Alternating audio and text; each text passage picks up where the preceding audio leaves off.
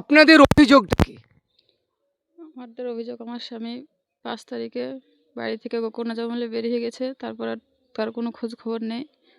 সেটার জন্য গোকর্ণে ফাঁড়িতে, কান্দি থানাতে সব জায়গায় জানাইছি, তার কোনো তদন্ত করা, কোনো খোঁজ খবর পাওয়া যায়নি।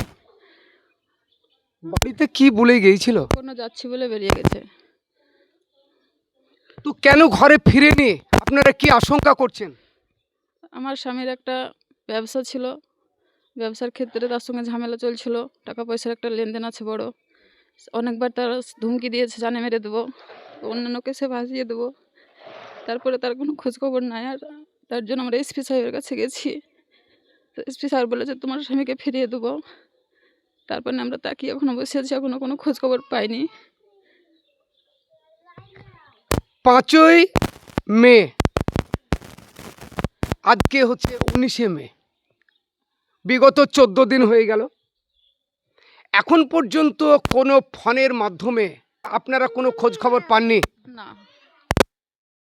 তো আপনি যে কান্দি থানাতে এফআইআর করেছেন, তো যারা হুমকি দিয়েছিল তাদের নামে আপনারা এফআইআর করেছেন নাম দিয়ে? হ্যাঁ, এসকে সাহেবকে করেছি। এসপি সাহেবকে বহরমপুরে বহরমপুরে। কি করেছেন? হ্যাঁ, নিখোঁজ বলে। আমরা তো তখন যাই না যে কার সঙ্গে ঝামেলাটা চলছে, আমরা তো নাম যাই না যে ওই বলে, আমরা সন্দেহজনক করেছি সেটা। তার সঙ্গে আমাদের ঝামেলা চলছে টাকা পয়সা লেনদেন নিয়ে। এসপি সাহেবকে কতদিন পর আপনারা জানালেন? ডায়েরি করার পরে 10 দিন 10 দিন পর। তো এসপি সাহেব কি বলেছিলেন আপনাদেরকে? বলেছিল তোমার স্বামীকে উদ্ধার করে দেবো, তদন্ত করে যত তাড়াতাড়ি পারবো, এটা বলেছিল। আপনার স্বামীর কি বিজনেস ছিল? একটা পোলট্রি ফার্ম, গরু ছাগলের ফার্ম করবো বলে একটা বিজনেস ছিল, ওটা করেছিল। সেই বিজনেসটা কোন লোকের সঙ্গে, কোথাকার লোকের সঙ্গে বিজনেসটা করেছিল? নাম প্রকাশ করছি না, ওটা আমি এসপি সাহেবকে বলে এসেছি, জানিয়ে এসেছি। তো আপনার স্বামীর বয়স কত? 32। আপনার ছেলে মেয়ে কটা? একটা ছেলে এখন। এক ছেলে। আপনার পরিচয় দিবেন? আপনার নাম? খালিদা খাতুন। আপনার স্বামীর নাম? সারাউদ্দিন শেখ। গ্রাম? পাতেন্ডা। পঞ্চায়েত?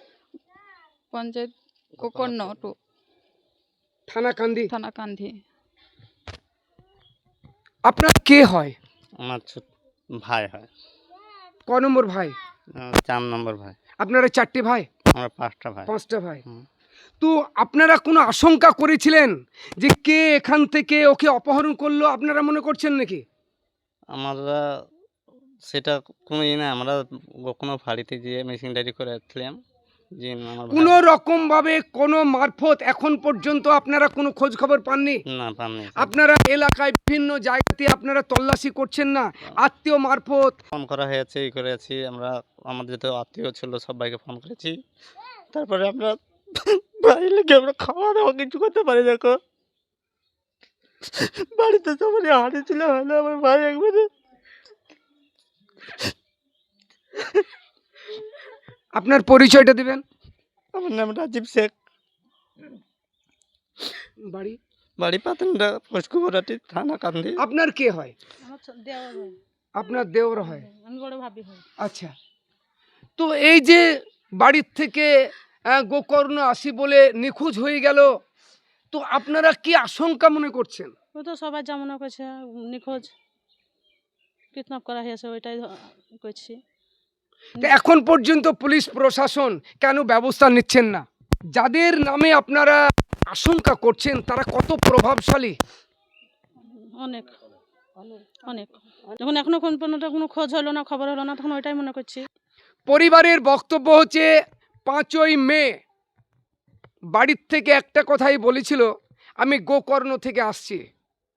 আজ 19শে মে, 14 দিন হয়ে গেছে।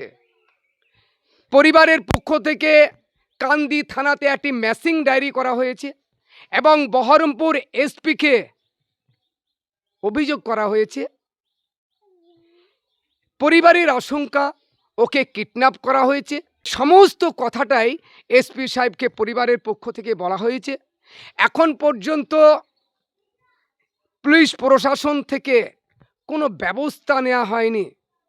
প্রশাসনের দৃষ্টি আকর্ষণ করছি, পরিবার মর্মাহত শোকে, যতক্ষণ না পরিবারের সেই ব্যক্তি ফিরে না আসবে ততক্ষণ পর্যন্ত এনারা অপেক্ষায় রয়েছেন।